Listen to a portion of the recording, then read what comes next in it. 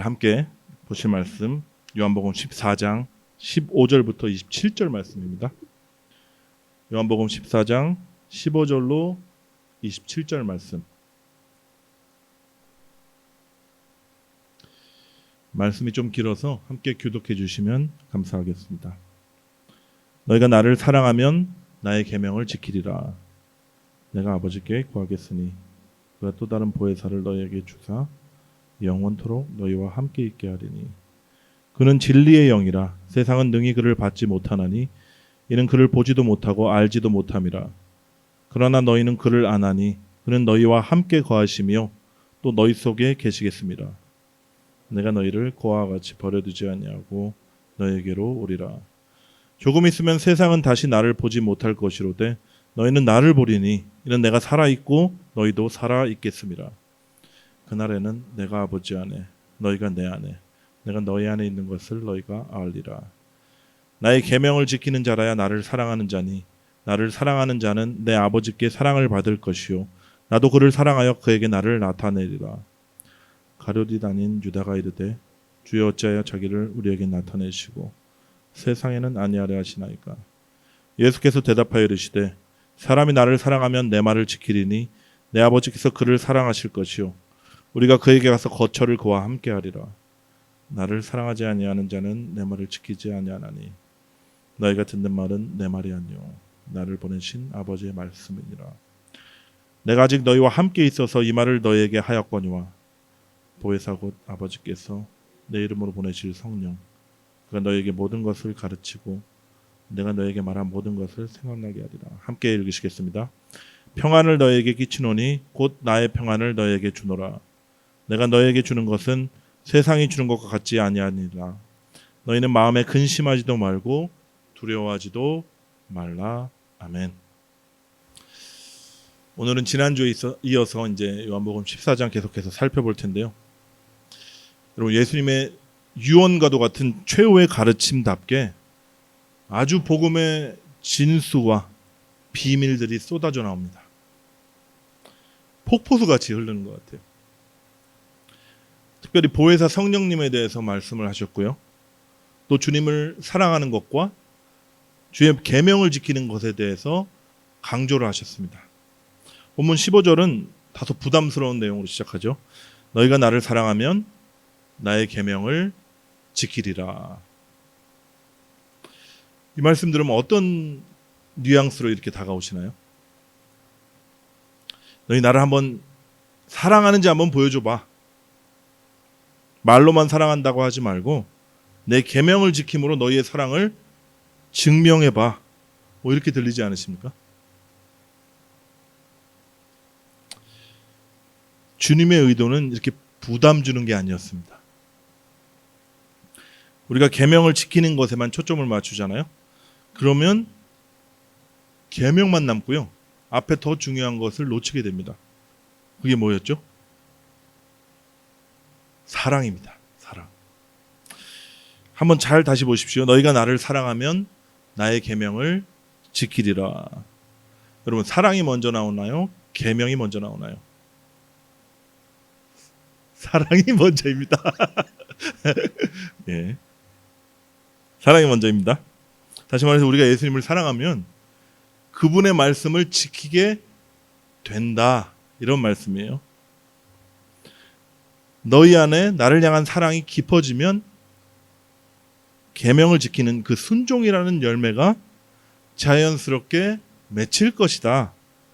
이 말씀을 하고 계신 겁니다. 그러면 또 다른 문제가 발생하죠. 내가 내 자신을 잘 아는데 내 안에 사랑이 없는데 어떡하지? 왜냐하면 예수님 여기서 말씀하신 사랑도 전에 제가 말씀드렸듯이 아가파오예요. 아가페 사랑입니다. 근데 주님 계속해서 말씀하세요. 사랑이신 그분이 친히 우리 안에 임하시겠다고 말씀하십니다. 여러분, 이게 복음이에요. 16절에서 17절 말씀 우리가 합독하도록 하겠습니다. 시작. 내가 아버지께 구하겠으니 그가 또 다른 보혜사를 너희에게 주사 영원토록 너희와 함께 있게 하리니 그는 진리의 영이라. 세상은 능히 그를 받지 못하나니 이는 그를 보지도 못하고 알지도 못함이라. 그러나 너희는 그를 아나니 그는 너희와 함께 거하시며 또 너희 속에 계시겠음이니라. 여기 성경에 처음 등장하는 단어가 나옵니다. 보혜사.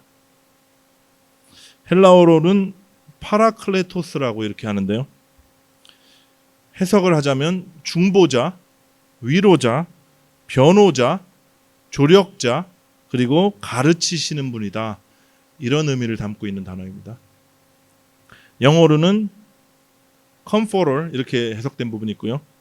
helper, advocate, counselor 뭐 이렇게 등으로 번역이 되고 있습니다.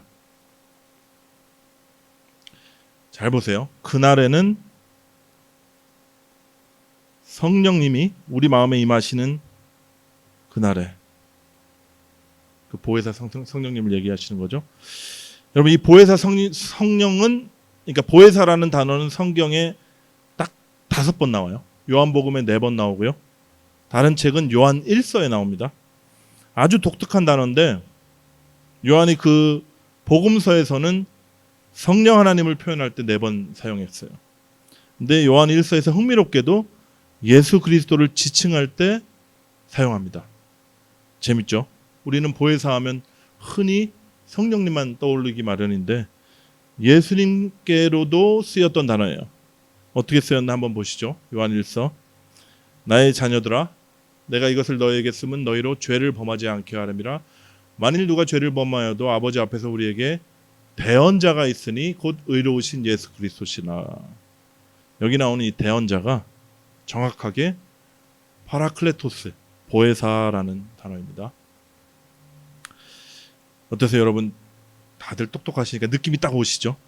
보혜사 성령님이 곧 예수 그리스도시구나. 오늘 본문에도 예수님께서 넌지시 이렇게 알려주세요. 16절 보면 내가 아버지께 구하겠으니 또 다른 보혜사를 너희에게 주실 것이다 이렇게 얘기하셨는데 바로 이어지는 18절에서 이렇게 얘기하세요. 내가 너희를 고아와 같이 버려두지 아니하고 너희에게로 오리라. 이게 무슨 의미죠? 하나님 아버지께서 보내셔서 우리 속에 거하게 하실 그 성령님이 바로 자기 자신이다 말씀하시는 거예요. 그는 진리의 영이라. 진리가 누구죠? 지난주에 우리가 암송했던 말씀이 있습니다. 내가 곧 길이요 진리요 생명이다. 맞습니다. 보혜사 성령님은 예수 그리스도의 영, 진리의 영, 예수의 영이십니다. 성령님은 또 뭐라고 성경에 나오냐면 하나님의 영이다 이렇게 나와요. 바울이 성령님을 이렇게 묘사하거든요. 만일 너희 속에 하나님의 영이 거하시면 너희가 육신에 있지 아니하고 영에 있나니 누구든지 그리스도의 영이 없으면 그리스도의 사람이 아니라. 여러분 성부 하나님, 성자 예수님 그리고 성령님은 하나이시죠. 우리는 신앙 고백으로 삼위일체를 고백합니다. 근데 그 삼위일체 하나님이 우리 안에 들어오시겠다는 거예요. 그리고 우리를 거쳐 삼으셔서 영원토록 함께 하시겠다 말씀하시는 겁니다. 이게 진짜 말이 되는 거예요? 엄청난 사건이 또 있을까요? 요한복음 14장 20절 보니까 그날에는 어느 날이죠? 성령님이 우리 마음 안에 임하시는 그날에는 내가 아버지 안에 너희가 내 안에 내가 너희 안에 있는 것을 너희가 알리라. 너희가 알게 될 것이다. 어떻게 할까요? 우리 안에 임하신 그 성령께서 가르치시고 알게 해주시겠다는 겁니다. 여기서 이제 알미 나오죠. 많이 말씀드렸던 기노스코 그 단어입니다. 남편과 아내가 동침해서 서로 아는 친밀한 교제 가운데 주님을 알게 된다. 그런 의미예요. 여러분 잘 보세요. 경험해보신 분들도 있으실 텐데 우리가 주님을 알게 되잖아요. 그러면 그분을 사랑하게 됩니다. 여기 브룩실즈, 뭐 제가 올드 세대라 가지고 아는 미인이라고는 사실 요새 연예인도 조금 압니다. 브룩실즈랑 황신혜랑 뭐 오드리 헵번, 소피 마르소 다 합쳐놓은 그런 사람이 딱 여기 있다고 한번 생각해 보세요. 그런 사람이 나타나도 여러분 호불호가 있기 마련입니다. 어떤 사람은 눈에 하트가 바로 생기고 너무 아름답고 너무 사랑스럽다 이렇게 생각할 수 있고요. 또 다른 사람들은 부담스러워할 수 있어요. 근데 우리 주님에 대해서는요, 여러분 호불호가 없습니다. 그분의 그 아름다우심과 그분의 그 선하심과 그 끝없는 자비와 그 넘치는 사랑을 우리가 맛을 보잖아요. 경험하게 되잖아요. 무조건 사랑에 빠집니다. 제가 장담해요. 이건 무조건입니다. 그럼 여기서 다시 한번 정리해보죠. 우리가 주님의 말씀을 지키려면 어떻게 해야 된다고요? 주님을 사랑해야 된다고 했죠. 사랑의 열매로 순종이 맺힌다 이 얘기 드렸습니다. 근데 주님을 사랑하려면 어떻게 하면 된다고요? 그분을 알면 되는 거예요. 그분을 경험하면 되는 겁니다. 지식적으로 아는 게 아니라 경험적으로 그분을 알면 돼요. 주님을 알면 사랑하게 되고 주님을 사랑하면 그분의 말씀을 지키게 된다. 이렇게 정리해 보십시오. 이제 다음 질문이 나옵니다. 어떻게 우리가 주님을 알 수 있을까요? 알면 된다 그랬는데 어떻게 알 수 있을까요? 여러분 요한복음 전반부에 우리 수없이 봤잖아요. 예수님께서 수많은 표적을 보여주셨고 정말 많은 말씀을 하셨어요. 가르침을 주셨습니다. 근데 사람들은 그분이 누구인지 아무도 알지 못했습니다. 한 명도 없었습니다. 계속 엉뚱한 얘기만 했어요. 제자들도 예배 없었습니다. 당장 오늘 요한복음 14장만 보더라도 빌립이 이렇게 얘기했죠. 아버지를 우리에게 보여주옵소서. 예수님 답답하셔가지고 내가 지금 너희 눈앞에 있는데 왜 아버지를 보이라 하느냐 이렇게 얘기하셨던 것 기억나시죠? 오늘 보면 유다가 또 이런 말을 해요. 주여 어찌하여 자기를 우리에게는 나타내시고 세상에는 아니하려 하시나이까. 여러분 이 두 발언만 보더라도요. 예수님과 햇수로 3년을 가까이 동고동락했던 제자들조차 그분이 어떤 분인지 누구인지 모르는 것 같습니다. 제자들도 이 모양이라면 하물며 저와 여러분은 어떻게 우리가 주님을 알 수 있겠습니까? 방법이 없어요. 그래서 그분이 친히 우리 안에 오신 겁니다. 당신을 알려주시려고요. 그리고 영원히 우리와 함께 하시며 기노스코 그 친밀한 연합을 이루시려고요. 다시 17절 말씀을 같이 보겠습니다. 그는 진리의 영이라 세상은 능히 그를 받지 못하나니 이는 그를 보지도 못하고 알지도 못함이라. 그러나 너희는 그를 아나니 그는 너희와 함께 거하시며 또 너희 속에 거하시겠습니다. 여러분 이제 좀 뭔가 그려지시나요? 예수님께서 친히 그분의 영으로 우리 안에 들어오시면 우리가 주님을 알게 될 것이다 말씀하세요. 그리고 주님을 알면 알수록 그분을 사랑하게 될 것이고요. 그분에 대한 사랑이 깊어질수록 그 말씀에 순종하는 그 순종의 열매를 맺게 될 것입니다. 성령의 내주하심이 첫 번째고요. 친밀한 교제 가운데 주님을 알게 되는 그 알미 두 번째고요. 알면 알수록 주님을 사랑하게 되는 그 사랑의 연합이 세 번째고요. 네 번째는 말씀을 지키는 것. 순종의 열매가 맺히는 것입니다. 잘 보세요. 결국 주체는요. 하나님이세요. 하나님 아버지, 성자 예수님, 성령 하나님, 삼위 하나님이 주체이십니다. 우리가 아는 것도, 우리가 사랑하는 것도, 우리가 순종하는 것도 우리로부터 비롯된 것이 없는 거예요. 그분이 우리 안에 오셨기 때문에 가능해진 것입니다. 그래서 여러분 이게 은혜라고 하는 거예요. 그리고 복음입니다. 여러분 아주 좋아하셨던 예전에 드라마 한 장면입니다. 남주도 아니고 서브 남주가 딱 여주인공 손을 이렇게 가슴에 대고 이 한마디를 날리는 바람에 아주 유명해졌습니다. 이렇게 얘기하죠. 이 안에 뭐죠? 이 안에 너 있다. 너 있어. 이거예요. 이 시간 우리가 주님의 손을 잡았다고 한번 생각해 보시고 자기 가슴에 손을 얹고 이렇게 고백했으면 좋겠습니다. 이 안에 주님이 계시다. 한번 해보실까요? 이 안에 주님이 계시다. 창세 이후로 성경에 나오는 모든 믿음의 선조들도 꿈꾸지 못했던 일이에요. 천군 천사들도 부러워하는 일이 우리 안에 이루어진 것입니다. 우리 안에 하나님이 들어오신 거예요. 이게 얼마나 큰 은혜입니까? 천지를 창조하신 하나님이 이 피조물 안에 들어오신 거라니까요. 모든 만물의 주인이신 그분이 거룩하신 예수님이 만물보다 부패한 우리의 마음 속에 들어오셔서 영원토록 함께 하시겠다고 말씀하셨고 지금도 그 약속을 지키고 계시다는 겁니다. 저는 말씀을 준비하고 또 이렇게 적고 지금 선포하면서도 이렇게 전율이 들어요. 이 놀라운 복음이 이미 구약에 예언되어 있었습니다. 에스겔 선지자를 통해서 에스겔서 36장에 예언되어 있었어요. 26절에서 27절을 우리도 이것도 함께 봉독하죠. 시작. 또 새 영을 너희 속에 두고 새 마음을 너희에게 주되 너희 육신에서 굳은 마음을 제거하고 부드러운 마음을 줄 것이며 또 내 영을 너희 속에 두어 너희로 내 율례를 행하게 하리니 너희가 내 규례를 지켜 행할지라. 아멘.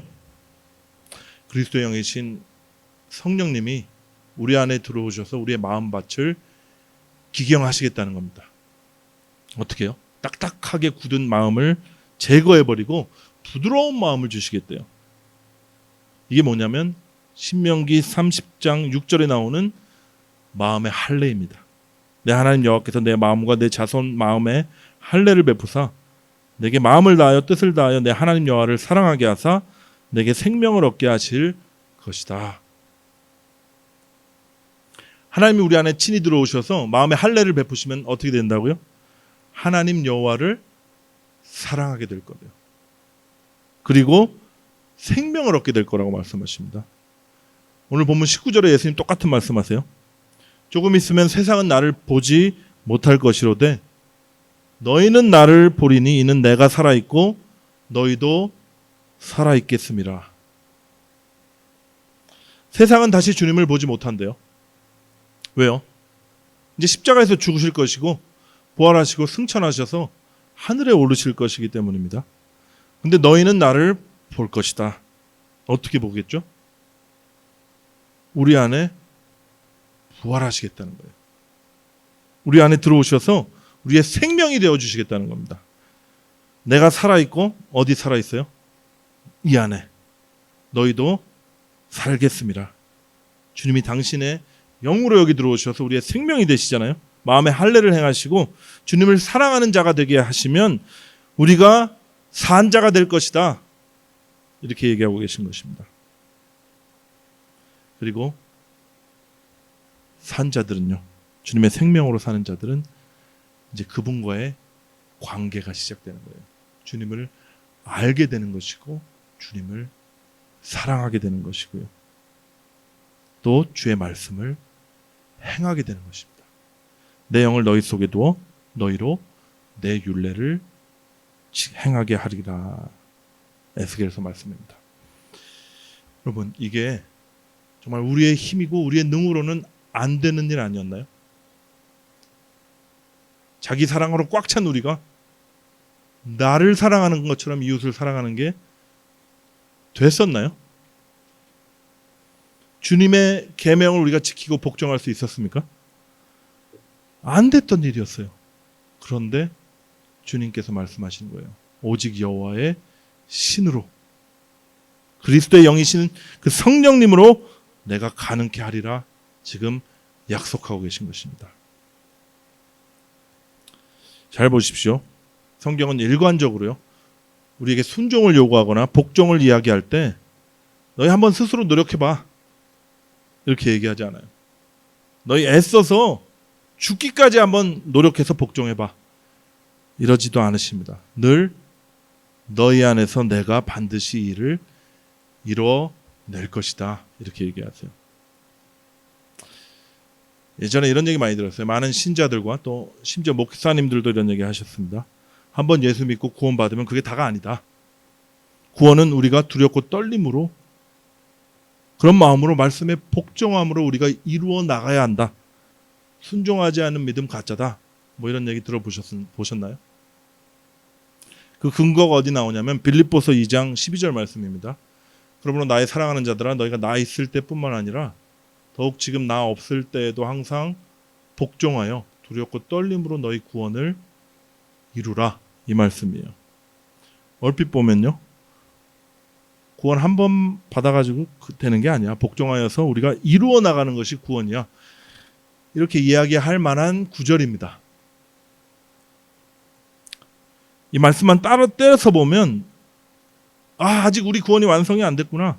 이 구원을 이루기 위해서는 내가 나를 쳐서 복종시켜야겠구나. 어떻게든 말씀을 내가 지켜야겠구나. 이런 생각이 들 수도 있습니다.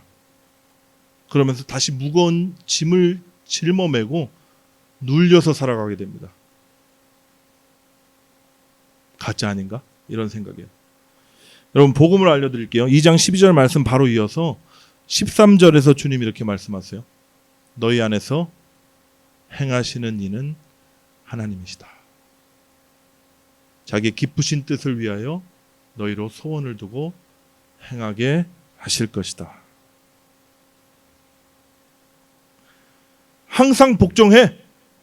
그러나 너희 힘으로는 못하니까 내가 너희 안에서 이룰 것이다. 말씀하신 거예요. 너희 안에서 내가 행하리라. 나의 뜻을 성취하리라. 너를 반드시 변화시켜서 하나님의 소원이 너희들의 소원이 되도록, 그래서 하나님의 뜻을 행하는 자로 너희들을 내가 빚어가리라. 주님 말씀하시는 겁니다. 그리고 이 일을 행하시기 위해서 지금 십자가로 향하고 계신 거예요. 십자가에서 이제 죽으시고 부활하시고 승천하신 후에 그분은 그분의 영으로 우리 안에 들어오시려고 하시는 것입니다. 영원히 함께 사랑의 교제를 나누는 존재로 우리의 마음을 기경하고 마음의 할례를 베풀고, 그러므로 그분의 뜻이 우리의 뜻이 되고 그분의 소원이 우리의 소원이 되어 우리 안에서 성취되는 그 영생을 저와 여러분에게 주시는 게 십자가의 목적이었어요. 본문에서 예수님 계속 반복해서 말씀하십니다. 나의 계명을 지키는 자라야 나를 사랑하는 자다. 사람이 나를 사랑하면 내 말을 지킨다. 나를 사랑하지 아니하는 자는 내 말을 지키지 아니하나니. 여러분 이 반복되는 말씀 들으면서 어떠세요? 아직도 부담스러우십니까? 근심이 되고 두려우신가요? 내가 하려니까 자꾸 부담이 되는 거예요. 짐이 되는 겁니다. 여러분 우리가 복음의 핵심이요 믿음의 본질이라고 고백하는 것은 바로 주님이 내 안에 내가 주님 안에 있다라는 것이에요. 이것을 깨닫고 확실히 믿게 된다면 이 말씀은 더 이상 부담이 아니라 기대로 바뀝니다. 두려워 떠는 그 떨림이 아니라 기쁨의 떨림으로 변화돼요. 왜냐하면 이제 내 안에 계신 주님께서 또 어떤 일들을 내 안에서 성취시키고 이루어 가실까? 그게 너무 기대가 되거든요. 이 무거운 계명들이 이미 약속으로 변해버렸기 때문입니다. 엊그제 금요일 밤에 이제 리더십 모임을 할 때 이런 질문이 나왔어요. 구제할 때 왼손이 하는 것을 오른손이 모르게 하라. 이런 계명을 주셨는데 이게 가능한 일입니까? 한번 생각해 보세요. 왼손이 오른손이랑 분리되어 있는 것도 아니고 연결되어 있잖아요. 저도 곰곰이 생각해 봤는데 연결되어 있는 한가운데 머리가 있지 않습니까? 그리고 머리에 뇌가 들어있다면 왼손이 하는 일을 오른손이 알아채겠죠. 그러면 그냥 비유로 한 말씀이신가? 아니면 우리의 불가능을 알려주시기 위해서 또 말씀하신 것인가? 이런저런 생각을 하고 있는데 이것도 일리가 있어요. 그렇지만 딱 스치는 생각이 있었습니다. 가능하다. 어떻게 가능할까요? 머리가 바뀌면 되면 가능합니다. 머리가 바뀌면 가능해요. 우리가 스스로 머리가 돼서요. 계명도 지키고 구제도 하고 선행도 하잖아요. 그러면 그 일들이 기억이 되고 내 자랑이 돼요. 그리고 그것들이 받아들여지지 않거나 인정받지 못할 때는 분노하기도 합니다. 근데 예수님이 나의 머리가 되셔서요. 그분이 친히 당신의 일을 행하여 나가시잖아요. 그러면 저도 경험해오고 있는 것인데 나에 대한 자아의식이 점점 희미해지기 시작합니다. 내가 뭐 하는 것 같지도 않고 좀 정신이 빠진 것처럼 주님이 이끄시는 대로 몰려가는 것 같은 그런 느낌이 들 때도 있어요. 근데 그런 삶 가운데요. 자연스럽게 아가페가 흘러나올 때가 있는 거예요. 나에게 이런 사랑이 없었는데 이거는 또 누가 하시는 것이지? 내가 즐겨하지 않았던 어떤 구제와 어떤 착한 일들이 이루어지는 것들이 경험될 때가 있을 거예요. 어떤 희생과 봉사가 노력과 애씀이 아니라 자연스럽게 될 때가 있을 것입니다. 그리고 생각할 거예요. 이거는 내가 하는 게 아닌데. 실제로 내가 하는 게 아니기 때문이에요. 여러분, 이게 순종의 열매로 나타난다는 그런 의미입니다. 아주 좋은 증상이에요. 여러분, 이제 말씀을 지켜야 너네들 날 사랑하는 거다. 한번 증명해봐. 이렇게 받아들이지 마시고요. 더 이상 무거운 짐 지고 근심 걱정하지 마십시오. 우리에게 말씀이 임했잖아요. 그리고 그 말씀을 지켜내라는 명령도 우리에게 도달했습니다. 그런데 우리에게는 방법이 없어요. 우리에게 방법론은 없습니다. 어차피 방도가 없는데 왜 걱정하고 근심하고 계십니까? 기다리시고 기대하십시오. 주님께서 그 모든 방법론을 성령님께 맡기셨어요. 보혜사 곧 아버지께서 내 이름으로 보내실 성령, 그가 너희에게 모든 것을 가르치고 내가 너희에게 말한 모든 것을 생각나게 하시리라. 우리 안에 오신 성령께서 우리를 가르치신대요. 예수님께서 말씀하신 모든 것을 생각나게 하시고 깨닫게 하신답니다. 그리고 지켜내게 하신답니다. 그럼 우리는 뭐 할까요? 멍 때릴까? 가만히 있을까요? 여기서 제가 한 가지 도전을 드릴게요. 성령께서 주님 말씀을 생각나게 하시려면 우리가 먼저 무엇이 선행돼야 될까 한번 생각해 보십시오. 뭘 해야 될까요? 생각나려면 일단 읽어야겠죠. 읽어야 됩니다. 아무것도 안 읽고 아무것도 모르는데 막 뭐가 팡 떠오르면 십중팔구 잘못된 생각이 들어온 거예요. 근데 우리가 늘 말씀을 가까이 하고요. 깊은 묵상 가운데 곱씹으면서 때로는 말씀을 읽고 때로는 듣고 때로는 궁금하면 공부도 하고 이러잖아요. 그러면 그 말씀을 생각나게 하세요. 그리고 그 말씀을 깨닫게 하시고 말씀이 우리 삶 가운데서 이루어지는 것을 경험케 하십니다. 이게 성령님이 하시는 일이에요. 여러분, 아무리 훌륭한 선생님도 가르치려면, 잘 가르치려면 뭐가 필요하죠?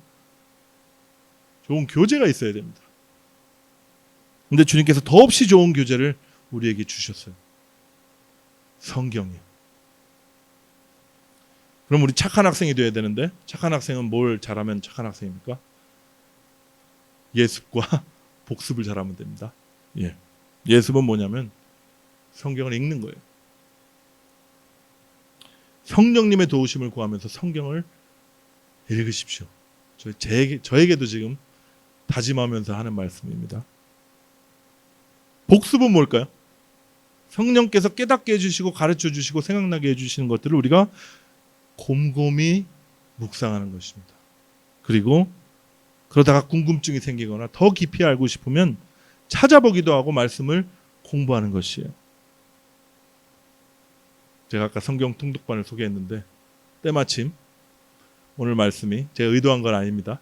또 이런 말씀으로 귀결이 되면서 여러분이 마음속에 지금 성경을 읽어야겠구나 하는 마음이 풀쑥풀쑥 올라오고 있는 것을 제가 느낍니다. 감사합니다. 같이 한번 해보자고요. 2025년도 시작하면서 우리가 송구영신 예배 때 우리의 기도 제목과 다짐을 한번 적어보자 했었죠. 그 뭐 엊그제인데 이제 20일이 훅 지났습니다. 19일, 20여일이 지났는데 어떠세요? 잘 되어가고 있습니까? 작심삼일이라고 뭐 안 되겠죠.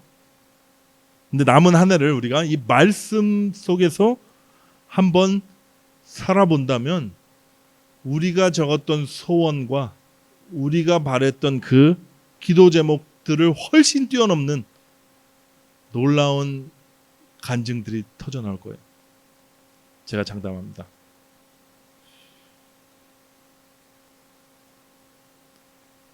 남은 한 해를 우리 같이 한번 말씀을 읽으면서 살아보지 않으시겠습니까? 함께 말씀 통독하고 말씀을 공부하고 가장 완벽하신 선생님 되신 그 성령님께 우리가 같이 가르침을 받는 겁니다. 매일 그분의 조명하심과 깨닫게 하심을 구하면서 조금이라도 말씀을 대하십시오. 그러면 주님의 약속처럼 힘들 때나 기쁠 때나 문득문득 말씀이 생각나게 하실 거예요. 그리고 예전에는 내 삶 가운데 없던 행동들이 나타나는 것도 여러분 경험하게 되실 겁니다. 왜냐하면 여러분 안에서 성령님이 말씀을 통해서 가르치시고 그 말씀을 이루시니까요. 이 놀라운 은혜의 삶을 우리 같이 살아봤으면 좋겠습니다. 성령께서 이미 우리 안에 오셨어요.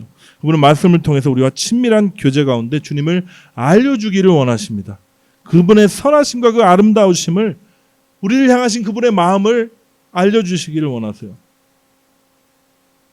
우리가 말씀을 통해서 주님과 더 깊은 사귐을 가지면 그분을 더 많이 사랑하게 될 것이에요. 그리고 그 사랑이 우리를 강권하심으로 그분의 말씀이 이루어지는 풍성한 삶을 우리 모두가 살게 될 것을 저는 확신합니다.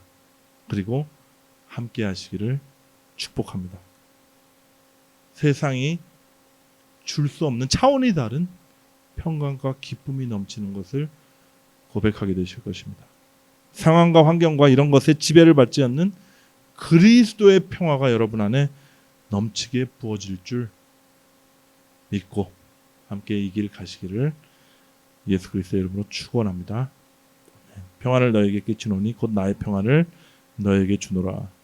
내가 너에게 주는 것은 세상이 주는 것과 같지 아니하니라. 너희는 마음에 근심하지도 말고 두려워하지도 말라. 기도하시겠습니다.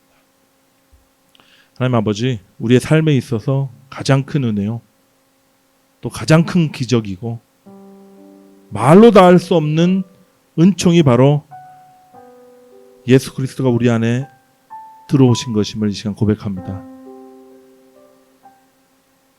주님의 영과 함께 주님을 더 알아가며 친밀한 교제를 누리는 우리의 삶이 될 수 있도록 도우시옵소서.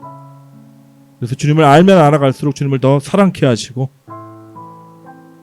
주님과의 나누는 그 사랑이 우리를 강권함으로 주의 계명들이 우리의 삶 가운데 이루어지는 하나님께서 약속하신 놀라운 풍성한 삶이 이루어지는 올 한 해 될 수 있도록 도와주시옵소서. 그 첫 번째 발걸음으로 우리가 함께 성경을 읽고자 합니다. 주님, 성령 하나님께서 진리의 영이신 성령께서 우리를 가르치시고 인도하여 주시옵소서.